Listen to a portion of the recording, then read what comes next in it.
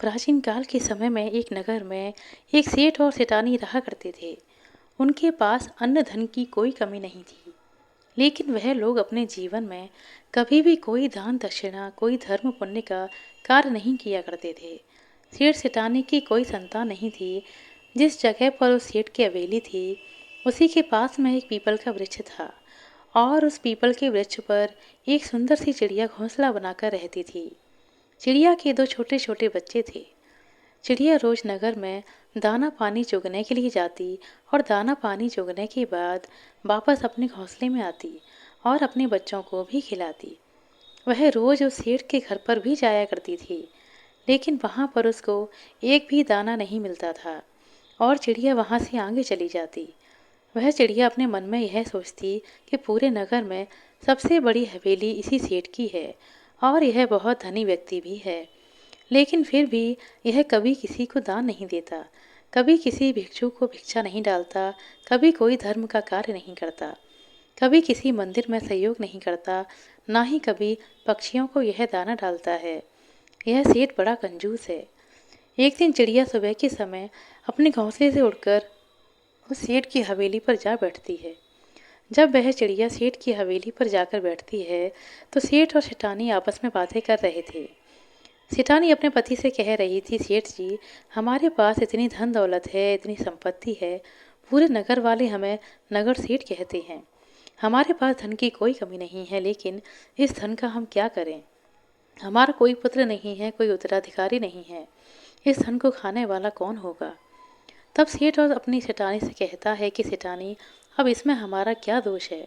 हमारा नसीब ही कुछ ऐसा है। हो सकता है हमारे नसीब में पुत्र प्राप्ति नहीं है। जब तक हम पति पत्नी जिएंगे, तब तक इस धन को खा लेंगे। इसके बाद जिसके नसीब में होगा वह इस संपत्ति को खाएगा। दोनों पति पत्नी इस तरीके की बातें कर रहे थे और वह चिड़िया बड़े गौर से सुन रही थी। वह चिड़िया सेठ और सेठानी की पूरी बात सुनने के बाद वहाँ से उठकर आगे चली जाती है और अपना दाना पानी चुगने के बाद वापस अपने घोंसले में चली जाती है। अब चिड़िया रोज उस सेठ के घर जाने लगी और उनकी पूरी बातें सुनने लगी। सेठ की पत्नी बड़े ही अच्छे स्वभाव की महिला थी। उसके दिल में दया धर्म भी था। जब सेठानी रोज उस चिड़िया को देखती तो धीरे धीरे सेठानी का उस चिड़िया से लगाव होने लगा। अब सेठानी उस चिड़िया को सेठ से छिप छिप कर दाने डालती और चिड़िया दाने चुग जाती। ऐसे काफ़ी दिन निकल जाते हैं।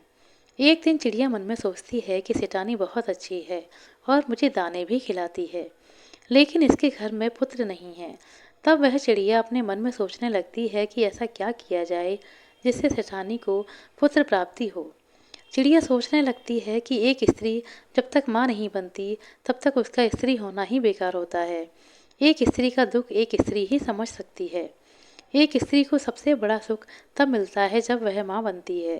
यही सोचकर चिड़िया बड़ी दुखी हो जाती है और चिड़िया सोचने लगती है कि इतनी सीधी सादी सेठानी है, रोज मुझे दाना खिलाती है। ऐसा मैं क्या करूं जो इसके घर पुत्र जन्म ले और इनको पुत्र की प्राप्ति हो। वह सोचने लगती है कि मैं ऐसा क्या करूं। एक दिन चिड़िया के मन में आता है कि क्यों ना मैं देवाधिदेव महादेव के पास जाऊं और उनसे इन सेठ और सेठानी के लिए प्रार्थना करूं। यही सोचकर चिड़िया अपने पति चिड़ा से कहती है, मैं कुछ दिनों के लिए कहीं जा रही हूँ, आप बच्चों का ध्यान रखना, इनको समय पर दाना पानी खिलाना। इतना कहकर वह चिड़िया अपने घोंसले से उड़ान भरती है। चिड़िया उड़ती हुई जाती है और वह रात दिन भूखी प्यासी उड़ती रहती है और उड़ते उड़ते अंततः वह कैलाश पर्वत पर पहुंच जाती है, जहाँ पर देवाधिदेव महादेव और माता पार्वती बैठे थे। चिड़िया उड़ती हुई माता पार्वती के चरणों में पड़ जाती है और जैसे ही वह माँ पार्वती के चरणों में जाकर चिड़िया बैठती है, चिड़िया बेहोश हो जाती है। माँ पार्वती चिड़िया को अपने हाथों में उठाती हैं और चिड़िया को होश में लाती हैं और चिड़िया से कहती हैं कि तुम चिड़िया कहाँ से आई हो, तुम बड़ी परेशान लगती हो। तब चिड़िया माँ पार्वती से कहती है कि मैया, मैं बहुत दुखी हूँ और बहुत दूर से आई हूँ। मैं अपने दुख के लिए दुखी नहीं हूँ, किसी और के दुख के लिए बहुत दुखी हूँ। तब माँ पार्वती कहती हैं कि पुत्री, मुझे स्पष्ट बताओ क्या बात है, उसको खुल के बताइए। तब चिड़िया कहती है कि माँ, जहाँ मैं रहती हूँ वहाँ पर एक सेठ और सेठानी भी रहते हैं। उनकी कोई संतान नहीं है और सेठानी बहुत ही भोली महिला है, उनको एक पुत्र दे दीजिए। चिड़िया इतनी बात माँ पार्वती से कहती है और फिर से बेहोश हो जाती है। माँ पार्वती फिर से उस चिड़िया को होश में लाने की कोशिश करती हैं। काफ़ी देर के बाद चिड़िया फिर से होश में आती है। तब माँ पार्वती उस चिड़िया को कुछ दाना पानी खिलाती हैं और माँ पार्वती चिड़िया से कहती हैं, पुत्री तुम चिंता ना करो, थोड़ी देर में महादेव उठेंगे, उसके बाद मैं तुम्हारी बात महादेव के सामने रखूंगी। थोड़ी देर बाद महादेव अपनी समाधि से खड़े हो जाते हैं। माँ पार्वती चिड़िया को हाथ में लेकर महादेव के समक्ष जाती है और महादेव से कहती है, प्रभु उस नगर में सेठ और सचानी रहते हैं, क्या उनके भाग्य में कोई पुत्र है या नहीं। तब महादेव ध्यान लगाकर देखते हैं और कहते हैं, पार्वती उनके नसीब में कोई पुत्र नहीं है। तब माँ पार्वती कहती हैं, प्रभु यदि उनके भाग्य में पुत्र नहीं है तो आपको पुत्र देना पड़ेगा। लेकिन महादेव कहते हैं, तुम जिद क्यों करती हो, उनके नसीब में कोई पुत्र नहीं, तो मैं पुत्र कैसे दूं। लेकिन माँ पार्वती जिद करती हैं और कहती हैं कि यह चिड़िया बड़ी दूर से आई है और यह आशा करके आई है कि हम इसकी सहायता करेंगी। इसी आशा से भूखी प्यासी उड़ती हुई इतनी दूर से यहाँ तक आई है और इसको खाली हाथ नहीं भेज सकते। माँ पार्वती की इतनी बात सुनने के बाद देवादिदेव महादेव कहती हैं, ठीक है पार्वती, तुम हर बार जिद करती हो और तुम्हारी हर जिद को मुझे पूरा भी करना पड़ता है।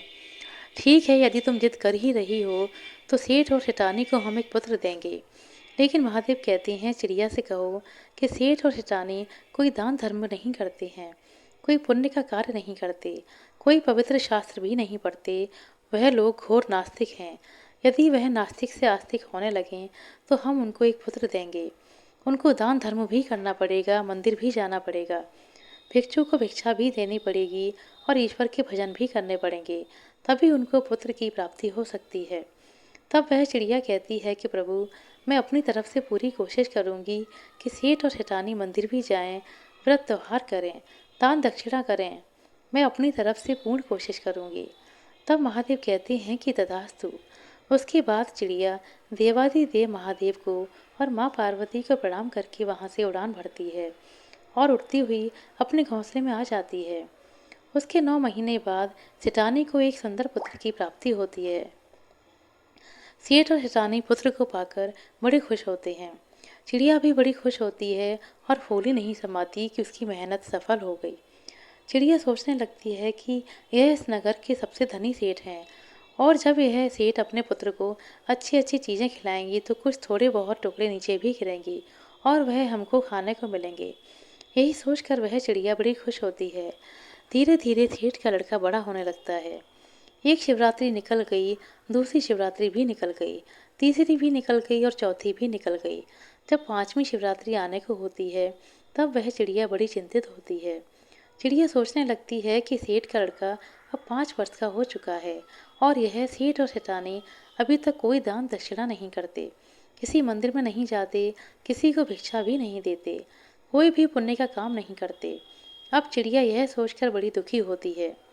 चिड़िया सोचने लगती है कि यदि इन इन लोगों ने दान धर्म करना शुरू नहीं किया तो इनका पुत्र अल्पायु होगा और बहुत जल्दी खत्म हो जाएगा। यह सोचकर चिड़िया बड़ी दुखी होती है। चिड़िया सोचने लगती है कि मैं सेठ और सेठानी को कहूँ तो कैसे कहूँ, मेरी भाषा यह नहीं समझते, मेरे इशारे भी नहीं समझते, अब मैं क्या करूँ। यह सोचकर चिड़िया बहुत दुखी हो जाती है।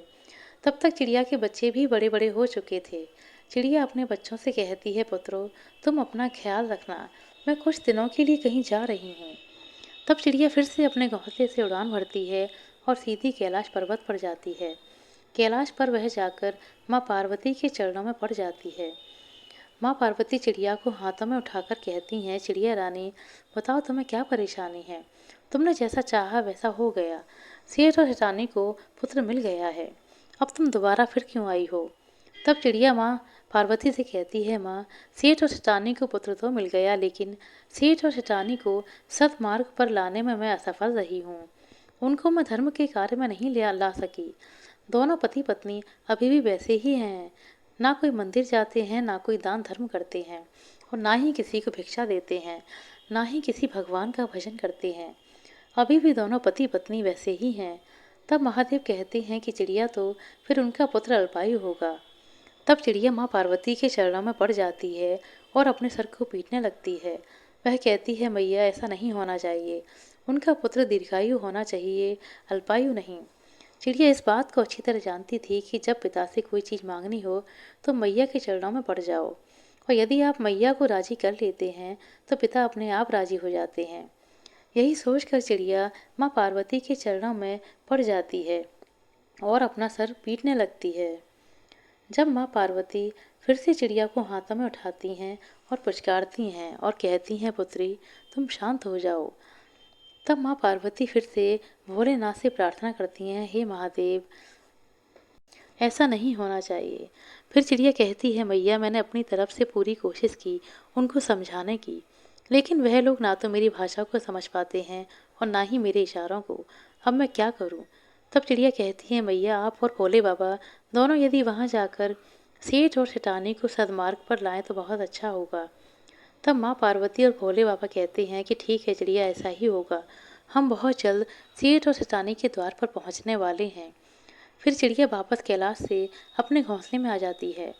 महादेव और माँ पार्वती एक भिक्षु का, एक साधु का रूप धारण करके सेठ और सेठानी के द्वार पर आते हैं और सेठानी से कहती हैं, मैया हमको बहुत तेज भूख लगी है, हमें भोजन खिलाओ।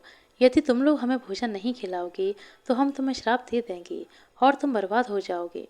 तब सेठानी हाथ जोड़कर कहती है, बाबा तुम मुझे श्राप मत देना, हम तुम्हें जरूर भोजन खिलाएंगे। तब सेठानी साधु के वेश में महादेव और माँ पार्वती को अपने घर के अंदर ले जाती है और अच्छे अच्छे पकवान बनाकर खिलाती है। उधर उस सेठानी का वह नन्हा सा पुत्र इधर उधर घूमता है। कभी महादेव और माँ पार्वती को रोटी लाकर देता है तो कभी सब्जी लाकर देता है, कभी मिठाई लाकर देता है, कभी कोई सी मिठाई लाकर देता है और कभी पानी लाकर देता है। यह देखकर माँ पार्वती बहुत खुश हो जाती हैं। माँ पार्वती सोचती हैं कि यह महादेव का प्रसाद है, इसीलिए इतना चंचल है। जब सेठानी ने साधु के वेश में माँ पार्वती और भोले बाबा को भोजन करा देती हैं, उसके बाद महादेव और माँ पार्वती उसके घर से जाने लगती हैं। तब सेठ और सेठानी दोनों आते हैं और हाथ जोड़कर कहते हैं, बाबा हमसे कोई सेवा में कमी रही हो तो आप हमें क्षमा करें, लेकिन हमें श्राप ना दें। तब महादेव कहते हैं, सेठ सेठानी ध्यान से सुनो, गलतियाँ तो तुमने बहुत की हैं और गलतियाँ करते ही जा रहे हो। यदि इसी तरीके से रहे तो तुम्हारे पुत्र पर घोर संकट आने वाला है और तुम्हारा पुत्र बहुत जल्द इस दुनिया से अलविदा हो जाएगा। तब सेठ और सेठानी साधु के वेश में भोलेनाथ के चरणों में गिर पड़ते हैं और कहते हैं कि बाबा हमें कोई मार्ग बताओ, हम क्या कर सकते हैं। बुढ़ापे में जाकर हमें एक पुत्र प्राप्त हुआ है, हम अपने इस पुत्र को नहीं खोना चाहते। तब महादेव कहते हैं, खड़े हो जाओ और ध्यान से सुनो, आज के बाद यदि तुम्हारे द्वार पर कोई भी आता है तो तुम्हें उसे खाली नहीं जाने देना है। दान धर्म करो, तालाब बनवाओ, कुएं खुदवाओ, लोगों की सहायता करो, परेशान जीव जंतुओं की सहायता करो, पुण्य कार्य करो, महाशिवरात्रि का व्रत करो, ईश्वर की भक्ति करो, ईश्वर का भजन करो। महादेव इतनी बात कहते हैं तब दोनों पति पत्नी हाथ जोड़कर और महादेव के चरणों में गिर जाते हैं। कहते हैं, बाबा हम ऐसा ही करेंगे। और सेठ और सेठानी से महादेव कहते हैं कि तुम्हारे घर में जो यह पुत्र खेल रहा है वह तुम्हारे नसीब में नहीं था। यह एक चिड़िया की मेहनत है जो तुम्हारे यहाँ से उड़कर कैलाश तक पहुँची है।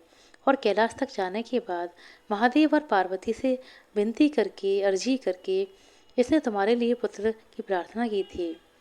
यह उसकी भक्ति का ही फल है जो तुम्हारे घर में आज एक इतना चंचल, इतना सुंदर नन्हा सा पुत्र खेल रहा है। तब सेठ और सेठानी कहते हैं कि बाबा वह चिड़िया कौन सी है। तभी वह चिड़िया वहाँ आती है और महादेव और माँ पार्वती को प्रणाम करती है। यह दिन महाशिवरात्रि का था, जिस दिन महादेव और माँ पार्वती सेठ और सेठानी के घर पर आए थे। सेठ और सेठानी के घर माँ पार्वती और भोलेनाथ अपना पूर्ण रूप धारण करते हैं और सेठ सेठानी को दर्शन देते हैं और चिड़िया की शिवरात्रि सफल होती है। बड़ी धूमधाम से सेठ और सेठानी महाशिवरात्रि मनाते हैं और महाशिवरात्रि का व्रत भी करते हैं। साथ में चिड़िया भी व्रत करती है और देवादिदेव महादेव के दर्शन पाकर वह तृप्त हो जाते हैं। उनकी महाशिवरात्रि सफल हो जाती है। जो लोग महाशिवरात्रि का व्रत करते हैं उन लोगों पर भी देवादिदेव महादेव की ऐसी ही कृपा रहे जैसी सेठ और सेठानी पर रही और चिड़िया पर रही। आशा करते हैं मित्रों आपको हमारे साथ सुनाई गई यह कहानी अच्छी लगी होगी। कहानी अच्छी लगी हो तो कृपया लाइक कर दें, शेयर कर दें। चैनल पर नए हैं तो सब्सक्राइब कर लें। अपना कीमती समय देने के लिए बहुत बहुत धन्यवाद। मिलती हैं अगले वीडियो में, तब तक के लिए नमस्कार।